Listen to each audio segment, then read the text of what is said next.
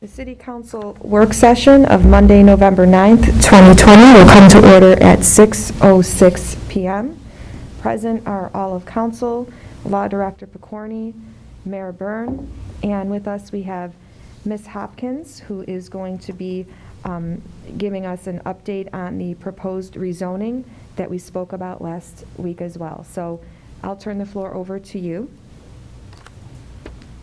So at our last meeting, last week, there were a few things that we discussed that were ideas in terms of what if, and what could be added or what wasn't in the code. And so one of the items that I have, well, I distributed then the two-page, or back in one sheet, back in double-sided, with some additional considerations based on our conversation last week. So, and then just to recap, we did go through in detail the permitted use tables. I don't have changes to that, but I have those notes, and we'll make those in the draft that we wrap up, when we wrap up this meeting today. And I think we got all the way to the bottom of page 5, top of page, I don't think we got further than that. So I guess I would pose it back to you, and I can go through the materials I just distributed today, which I know you haven't had a chance to look at. If there's a need to go through any of the detailed design standards and principles, which are more qualitative type of review requirements that the Planning Commission would use in reviewing a development plan or a site plan.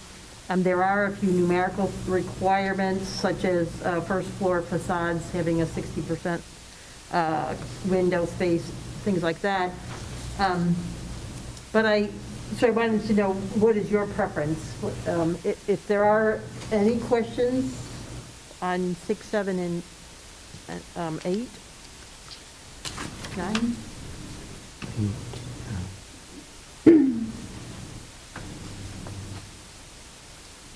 Chris, can you please refer to what handout you're speaking of, just so everyone's on the same page? So the handout we went through last week was called Chapter 11 XX Mixed-Use Districts, dated October 9th. And so we got through most of the standards, I would say. So through page 5, which is the hard and fast rules really about how much you can develop on a site. And those are really key things. And then what's left of that chapter are things like the height requirements, easy to understand, and then the parking requirements and how I've suggested some reductions in the amount of parking requirement because of the expectation that it's a mixed use and there's going to be a lot of interconnectivity and walkability. And then on page 7, 8, and 9, the top of 9, those are design standards and principles that are more qualitative. So those are things like how it should look and how it should be arranged and that sort of thing. Some of the items in here are numerical requirements. So my question then is, what your preference is. We can finish going through this chapter and then come back to the item, the page that I distributed today. So that's discussion with council. It's the additions and revisions based on last week's discussion with today's date at the top. Okay, does anyone on council have an objection if we just continue with going through the proposed chapter 11 and then come back to the page? Okay, we're going to continue on to page 6 now. Right. So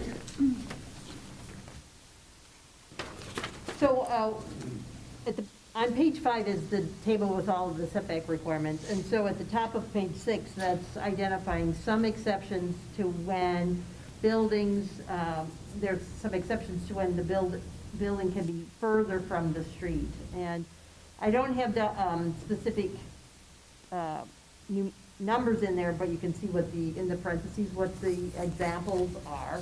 And so that's making accommodations for the development where you have something of interest that's taking the place of the building being closer to the street. So it's giving some flexibility to the way a developer might lay out the project. So one of them is related to how well the building entrance is designed, so it can be further back if it's a splashier sort of catching your eyes type of things, which doesn't need to be as close to the street then. So it's all a matter of how big and expansive the entrance is. So that's a qualitative decision that the planning commission would make. And then item B2 is if you were to have an outdoor eating space, so that qualifies then as meeting some of that setback requirements. So those are two exceptions to the building setbacks. So if anyone has a question, I'll just go through the explanations, and if you have a question, you can raise your hand. So on to the height requirements. So typically, there is a maximum height limit in all zoning codes. And a lot of times it's related to how much, what your firefighting equipment is and whether it can go up this high. But you do have some buildings already in the city that are 4 and 5 stories high. One of the things, though, is that when they are in a streetscape where that's predominantly 1 and 2 stories high, and then you have one building out of the ordinary, I would say, and it's 4 or 5 stories, it looks kind of odd, in my opinion, anyways. So the way this is structured is that the taller buildings would be permitted in the core areas that we've talked about, the town center area, and then west 130th. And you already have that in the core areas, but then on the other hand, again, in order to have this sense of density and in both of those areas, the minimum height would be 2 stories. Now, it's common to say that the 2 stories can be achieved by either having actually 2 floors of activity or a 1-story building that has an extra high facade to accommodate the look. So, it's really a design principle in terms of trying to, when you're trying to create a compact and denser area, the taller the buildings are, the more they frame the space, the public space. So that's the intent. So that's why it's a minimum of 2 stories in the town center in west 130th. And then in the neighborhood area, it's 1 to 2 stories. Okay, and then just a reminder that to the extent you do have buildings that are taller than that, it's really not much of a hindrance to them because they're not likely to modify the height of their buildings. So so if you do have some non-conforming building because it's too tall, it's not the same as being a non-conforming use. It's a minor thing actually. And then moving on to the parking requirements. So the parking standards typically have a minimum, say, a parking ratio so that you're required to have X number of parking spaces based on your building floor area.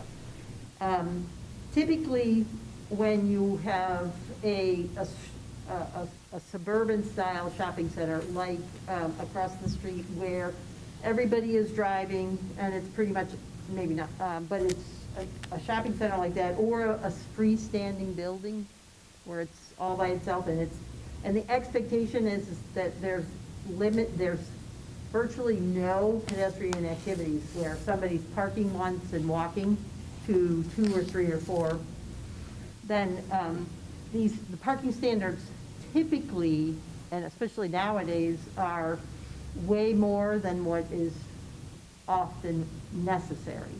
And the standards also, many of the standards have been formulated based on like the most you would expect on your Thanksgiving, the day after Thanksgiving, for retail, it's typically very high. So under 06 parking requirements B, the modified parking standards, this is giving the planning commission the ability to reduce or to approve a development that has fewer number of spaces than what the zoning code requires. So a certain percentage when the mix of uses makes it so that you have different uses that have varying peak times. So typically in office and residential, the people who are living there, they get up, they leave, they go to their job, and the people who are working there in the office space, they take the space. So you can have some sharing of parking. And then to the extent that there are park and ride facilities, or there's the ability to eliminate parking, which 100% may be more than what you would want to allow. But if there's, when an applicant makes the case that they don't need the parking because of how it's designed and the transit facilities available, then planning commission could approve a lesser number of parking standards then too. And then C is identifying or limiting how much parking can be visible from the street. So that's where, if you recall the examples, trying to reduce the amount of parking that's in front of the building, or actually not allow parking in front of the building, but also limiting the amount that can be to the side, so that the building is required to take up, if you have, say, 100 feet of lot width, if the code requires 50% of the lot width to be occupied by the building, then your building has to be 50 feet wide, and then whatever's left over, the parking can be to the side of the building. And that's a typical type of provision, again, to ensure that you don't have a building, a long and narrow building, and then 3 times the width of the lot is, devoted to the parking. And then D is the bicycle parking. So that's becoming more and more critical in terms of accommodating people who are wanting to reduce their use of the car and use bikes more often. So then on the next section, design standards and principles. So a lot of this, again, as I said, is looking... Excuse me, Councilman? Oh, I'm sorry. Before you go on, as far as the parking, is there anything in there about ADA requirements? I mean, is that something that we need to put in, or is that just we're going to have to follow it anyway? You have to follow it. You have to follow it. So, regardless? Yes. Okay. It's... So it doesn't need to be in? It doesn't need to be Okay. in there. Okay. Yeah. That's good. Thank you. Usually, though, in the parking chapter, it'll say, you have to comply with it, but that's like a moot point. I mean, it is what it is. Okay. You have to anyways. But. Right. I just didn't know if it needed to be in or not, Yeah. but thank you for answering. Mm-hmm. Okay, so building and site design. So a lot of these sections, subsections 1 through 7, are trying to, or in the intent of that, is to create an environment that is conducive to people walking around. So when you have an inviting environment because of, display windows and things like that, and public open space, and things like, and architectural interest, then people are more likely to walk because it's a more comfortable environment. So that's what these are intended to do. So the ones that do have some specific numerical standards is under 4. where it says building facades shall incorporate design elements every 20 horizontal feet. So what this is trying to do is eliminate any sort of, quote, blank wall in the design of a facade. And that means that there's some, either like a column, either in the way the brick is, there's a different color brick, or it protrudes a little bit, or something along those lines, where every 20 feet you have something that creates a visual interest, rather than one flat wall, which is typical in a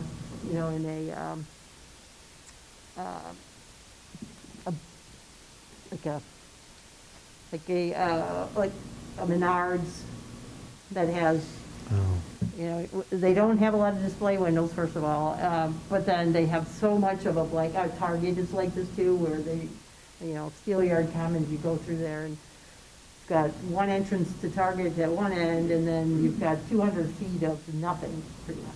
So that's what number 4 is getting at. Number 5 is along the same lines in that 60% of the facade has to have some sort of display window.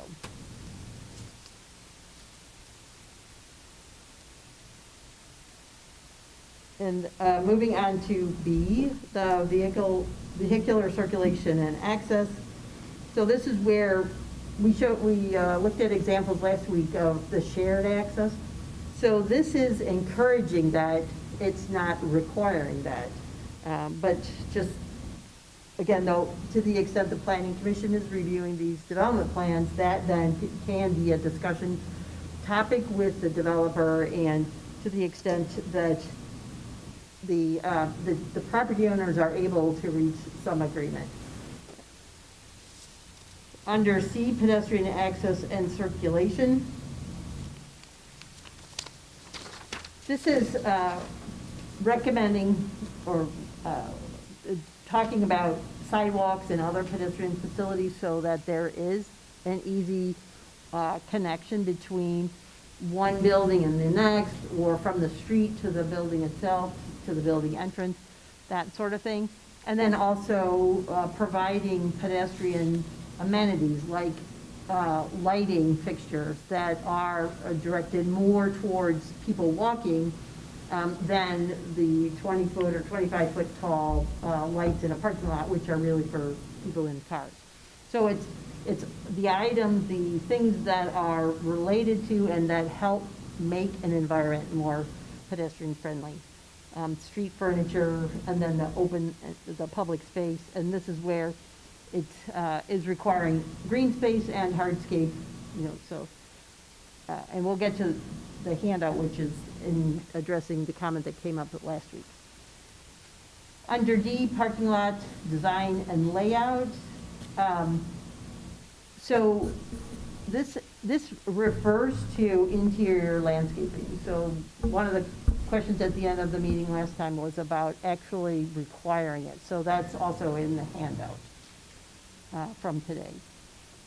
To the extent that you have anyone who proposes a garage, a parking garage, then item D3 is requiring the garage to be designed with architectural features that are similar to and compatible with the buildings, and that there's also easy pedestrian connections between the garage and the use where the people are going to park and walk to. Item E, landscaping and screening. So this is requiring a landscaping plan for the site when a developer comes in. And then there are specific items that the developer has to pay attention to and provide. The next step, the next level of requirement would be to actually be more prescriptive in what they have to provide. So to some extent then, on the handout again that I prepared for tonight, there are some examples on the kinds of numerical requirements and other requirements that you can have for landscaping and screening. And that might be something to consider for especially the neighborhood area, or actually any of all three of these districts when they abut residential. That's where the landscaping and screening tends to be the most spelled out, most prescriptive. Under F, streetscape improvements. So this most, for the most part, is related to a development that is adding a new street. So if you were to, if you were to think of Crocker Park and how Crocker Park, when it was built, it has these interior streets. So that's what the street plan is requiring. It's not so much along the right-of-way along Pearl or West 130th. Service area and mechanical screening. These are things that typically are located on the roof of the building, but they still can be located in a way that they are visible. So this is requiring them to be screened or located in a way so they're not visible from the street. The signage, that is referring to a separate section on signs to the extent that the sign chapter needs to be, or specific sign requirements need to be developed for this, which I have to admit, I haven't looked at the sign regulations yet. So they could, they would be specific in that chapter to this district.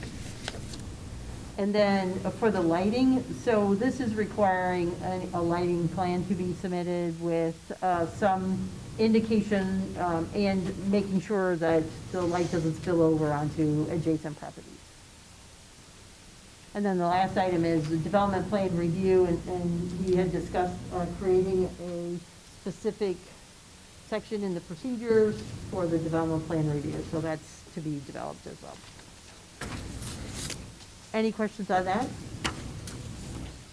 Okay. So the handout that I prepared has three basic things, or three topics that I've covered. Number one is conditions for limited outdoor operations. So it's listed as a conditionally permitted use in the Gateway District. So I've got some examples of the requirements that could be imposed on that. Open space requirements for development, and then the parking lot landscaping and screening. So back up to number one, limited outdoor operations. Based on the closeness and the basically shallowness of most of the areas, even along West 130th, the allowance for outdoor operations, I've put in here 5% of the building floor area. So it's really going to be a accessory type of use for the principal use of the property. And right now it's not defined, but 5% of the floor area of the principal building is typically not much. And we could be more specific in terms of outdoor storage versus outdoor fleet vehicles. So if, let's say, a pizza place had 2 delivery vehicles and they park them overnight in the parking lot every night, you could require them through this provision to park behind the building and out of view. So that's one of the things that it could address. So 5% of the floor area of the principal building, and then in the behind the building in the rear yard, and then not interfering with required parking spaces. And item C is requiring it to be buffered, screened from view. And then D is limiting the hours of operation. So if there were something like, typically playgrounds at daycare centers are screened. They're not necessarily typically what's regulated by outdoor operations, so we could discuss whether or not that's an important consideration, but that could be one of those. We had talked last time about kennels, but then I mentioned how difficult it is to regulate noise, so that would be my recommendation to not allow kennels. Chris, does this also include, let's say, a restaurant, their seating? Well, outdoor dining is listed as an accessory use. Typically, outdoor dining is regulated, even as an accessory, it is conditionally reviewed as a conditional use. But it doesn't fall under the outdoor operations Well, section, or does it? so that's, when I drafted this, I did not consider that. Okay. I think you raised a good question, though, in terms of, on page 4, there is the allowance for outdoor dining as an accessory use to sit-down restaurants. So Okay. that's a question then of whether or not that should go as a separate conditionally permitted use on the table. And then if it's called out specifically, then it would not be under the limited outdoor operations. Okay, I see. Because you would want different conditions. Right, You wouldn't want to require Right. that to be in the back. right. But I didn't want this section to hinder. Right, right. That So we need to be very specific. Okay, Yep. thank you. So are you suggesting that it should be permitted as a conditional use? I think it needs to be clear as to where the answer to that lies, whether it's in this section or the other section. Right. I just don't. Do you have an opinion though on, does anyone have an opinion on outdoor, do you have outdoor seating right now? We have some, yeah. On page 6, you have B exceptions, B2 talks about outdoor eating areas. It's on page 6, top of the page, B2.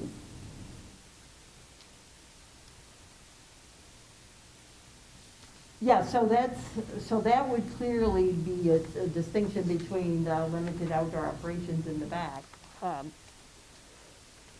Does anyone have an opinion on conditionally, making it a conditional use versus permitted by right? Me personally, I'd be a conditional use. So it's, Yep.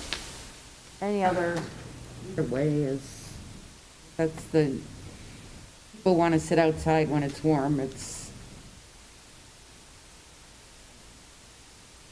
I'm good either way, whatever. Yeah, as long as they're following the rules. I wasn't looking at it as permitting Right, it or. right. I know. I was looking at it as. making sure it was Where does clear. where does it go? Right. To make sure that we can do it if we want to or not. Well, I think then, I'll go ahead and make it as a conditional use Yes. and put it in the table so that it's clear. And then make a note for this condition for limited outdoor operations, that it only applies to things that are not called out specifically Yep. in the permitted use table. All right. Yes.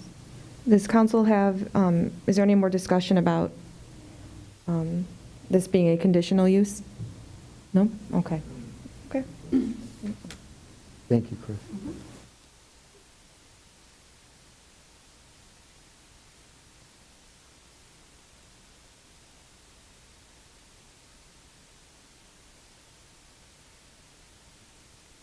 Okay, so then the next item, number 2, open space requirements, and so this is then providing a specific numerical requirement for common open space. 5% of the project for non-residential development that exceeds the 1.5 acres or the 60,000 square feet of floor area. And so, and actually the site area and project site should be the same, so I would clean that up. But the idea is that, so number 1 is when it's a non-residential development. Number 2 is for residential development, because typically if you have residential development, you want to have some sort of green space for them to have, like in an apartment building, you have some outdoor amenities. So the 10% of the site is for town center in West 130th, because the expectation is you're going to attract people who are there more for all the activity that's going on. And then I increased it to 20% of the site project area in the neighborhood, this mixed-use district.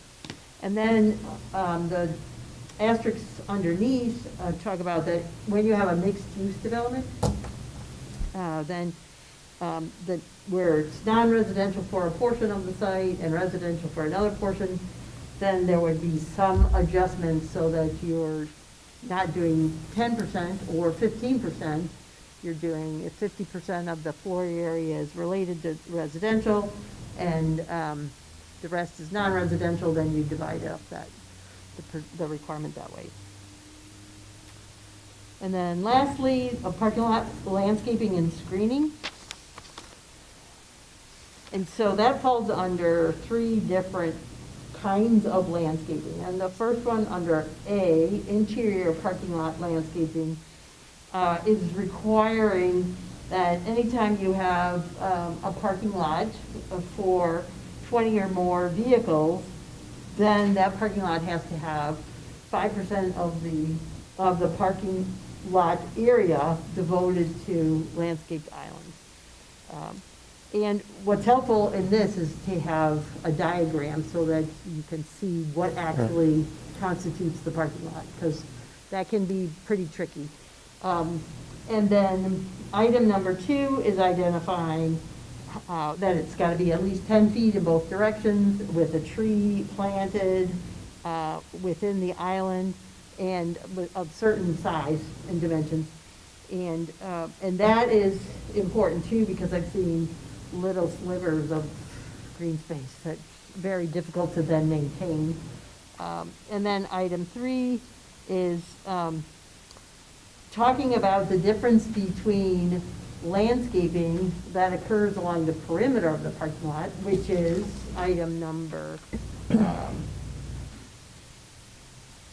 would be item number B, could be item number B. But if you have landscaping along the perimeter, that's not meeting the requirement for the interior parking lot landscaping.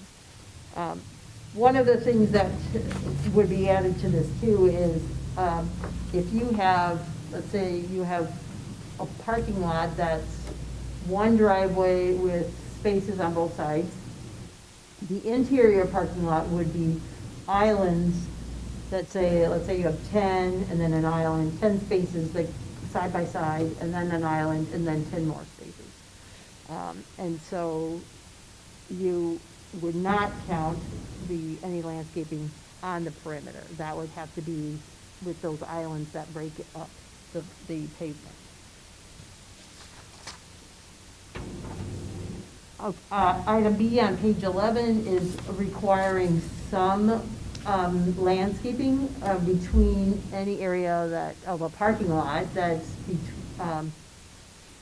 adjacent to the sidewalk or to the right-of-way. So it's to the side of the building. And this is shorter screening, so these are shrubbery that are 2.5 feet tall. So it's not intended to block everything, but it's to give some relief and screening to the cars that are parked along the parking lot. And then C is screening of parking lots when they abut a residential district. And so that's requiring screening. And typically this then would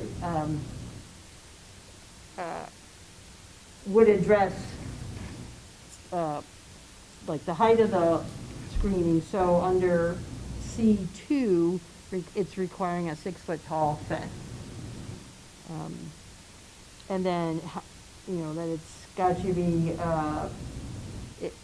whatever you plant, whatever the developer would plant, vegetation-wise, that it has to, within 12 months, then meet those requirements from a height standpoint. But it also, under C1, gives some options, whether it's done by trees and shrubs or by a solid wall or a fence. So those are some options. Or a mound, which a mound works only when you have like 20 feet between. So it would be dependent on the size of the lot. Now, one thing to point out is that this type of parking lot landscaping and screening requirement For communities that have adopted this, this type of regulation typically applies across the board in all districts. So if it's a multifamily development in the multifamily district, then if this were adopted along those lines, then it would apply, it wouldn't just apply to the commercial, these 3 mixed-use districts. So that's an option for the city to consider if that were something that you'd want to do. So say in a senior citizen development, it could apply like that.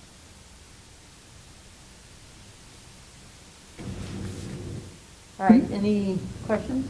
Councilwoman? I have a quick question. Where does the Church in the Wood property fit into this? Was that looked at to be part of this zoning, like, because we have the 3 sections? Does that fall into any of those? No, that's outside this zone. That's outside these 3 main zones that we're looking at right now. Okay, so we're not going to change zoning or anything over there with Right now, them? the way that zone, we're comfortable with the way that zone is currently. And remind me again what we rezoned that to? Senior citizen residential district. Okay. So a house couldn't be, like, if they were to sell that, somebody could not build a house there? They would have to come and ask to change the zoning? Correct. Okay. Okay, thank you. Councilwoman Walsh? Just a quick question. In 3A2, the one major shade tree at least 6 feet and a minimum caliber of 2 inches. I understand the 10 feet. Do we want to be that specific with, it's got to be a tree? Does that cause any problems any place that, if you have 6 different islands, they all have to have a tree on them? So the purpose of this sort of requirement is to provide shade to a parking lot, to try to mitigate what's called the heat island effect, where you've got so much pavement and it heats up and it gets hot. So the shade tree is what's going to do that, more so than just having green space. Not every community requires 1 tree on every landscaped island. There could be some flexibility in saying you've got to have the equivalent of 1 tree for every island, and then the developer and the planning commission can decide where to put those trees. Okay, so that would encompass that in this, or would you have to change the language, or? That would require changing the language. I mean, it's fine the way it reads. I just was wondering why it was so specific, which you answered very logically for me. I understand now why you want a shade tree there, so I don't think I have any negativity about it at all, so. They put bushes there, or it has, like you said, it has to be a tree? Could they do ornamental grasses, or is it strictly a tree? Well, the way it's written, it would be a tree. But like I said, this is where there could be some flexibility, again, in the sense of, depending on, it is intended, this sort of a requirement is intended for something across the street where you've got massive amounts of pavement. It's not so much for a smaller parking lot like I described, where you've got 1 driveway and then perpendicular spaces alongside of it. So there could be some wiggle room provided in here that the planning commission, or being more specific, to say that when you have pavement that's, and we could spell it out, that it's wider than a double loaded aisle. You could be more specific like that. Because if you did have the perimeter, if you did have a parking lot that was only 1 driveway with spaces on both sides, and then you had trees on the perimeter, then those are going to provide the kind of shade that I was explaining why the island should have the trees. So you could provide some language in there that on smaller smaller parking lots. Because a a parking lot to accommodate 20 spaces is 10 on each side. So there are some communities that up that number to, say, more like 40 or 50. You know, so there are different ways of regulating that. By any chance, just so that we can visualize, do you know how big the city hall's parking lot is? Do you know how many spaces? Does anybody have a rough, just behind us? Would that be, I would think it would be 20 there, right? Oh, yeah. Oh, yeah. Probably So, close. I don't know what everybody else thinks. I think 20 is kind of low of a number. I don't know. You do I would be have- you more do have- leaning towards making it a little bit larger, like Larger. if it's a 30, 40, 50 space. I don't know what everybody else thinks, but we don't want to cut people on their parking if they want to use it for the building. And then they've got to have a bigger space to put parking because now they have to put landscape on it. I mean, to piggyback off of what Councilman Walsh is saying, because there would be an island, I mean, that would pretty much where the tree would go, and these islands that separate the parking spots anyway. So I would say the point of this is not only to provide shade, but also to enhance for cosmetic reasons. Right. So I like the way it currently is written, but I would like to see what the other council members besides myself and Councilman Walsh think or have an opinion on this.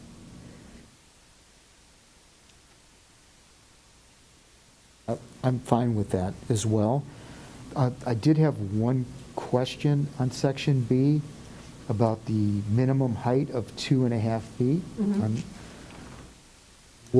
Is there something in place if somebody puts in something that is too high and blocking the view for the driver? Yeah, there is typically what's called the vision triangle, There so is, that, okay. you know, you're not blocking anybody's view as they're pulling out of a Okay. parking lot. Okay, thank you. So does anyone else have any input, or? I already said mine. I like that up there. With the shade. Okay.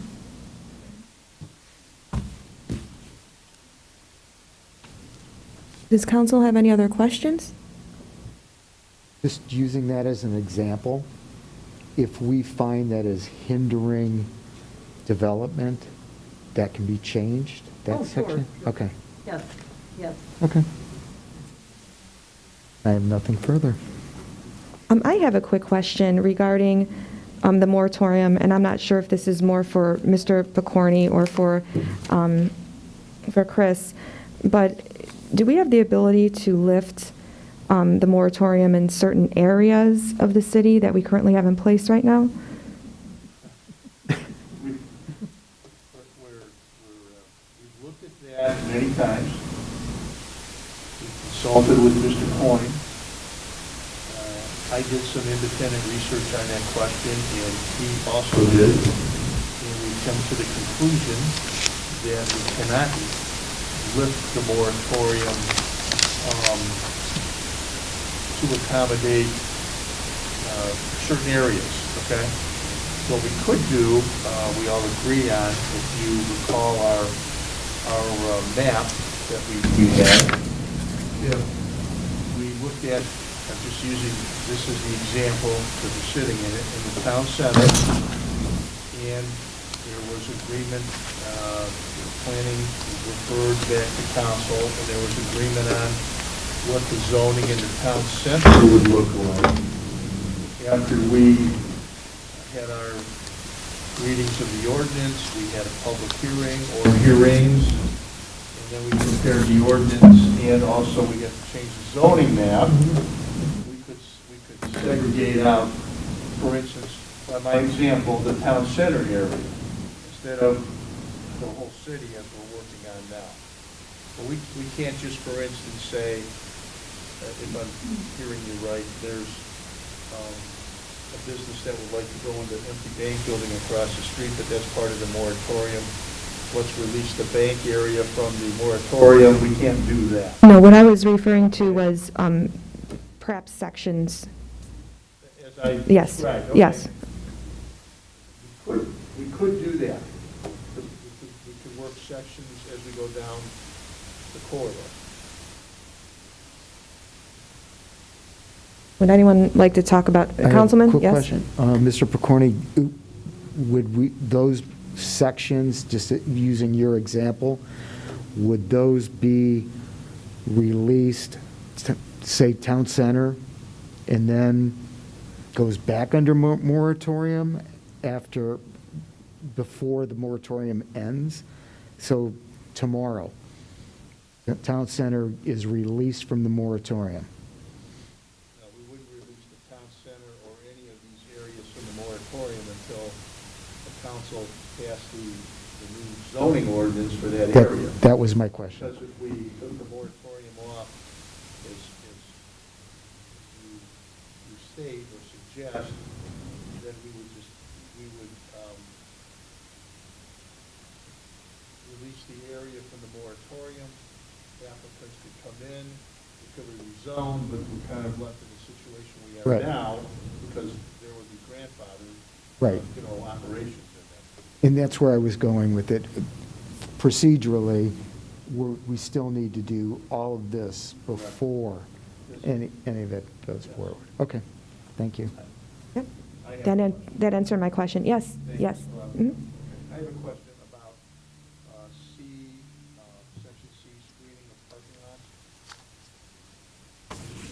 What is the criteria that the planning commission would use to select one of the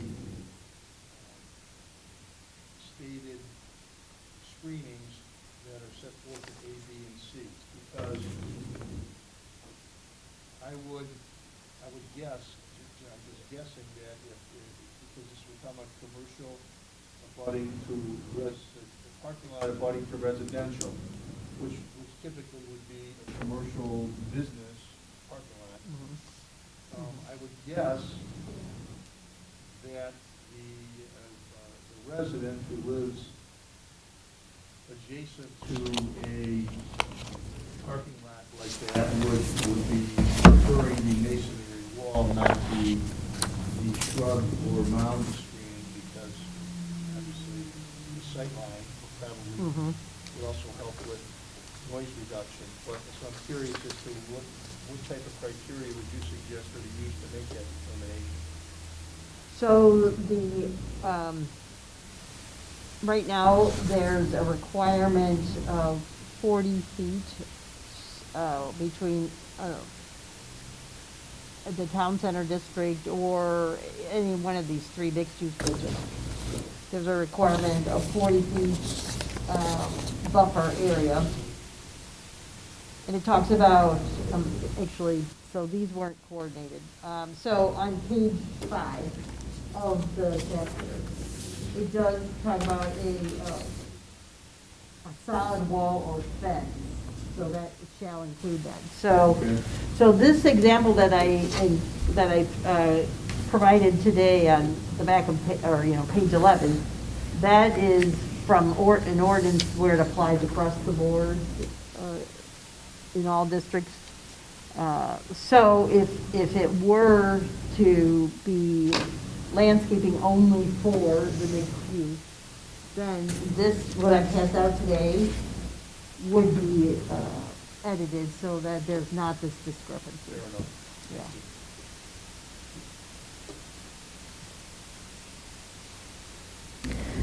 Does council have any other questions?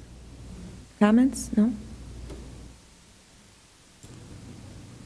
And before I adjourn the work session, I just want to give council a heads up that we will be adjourning into executive session this evening at the end of our meeting. So with that being said, the work session, Parma Heights City Council work session of Monday, November 9th, 2020 is adjourned at 6:56 p.m. Thank you, Chris.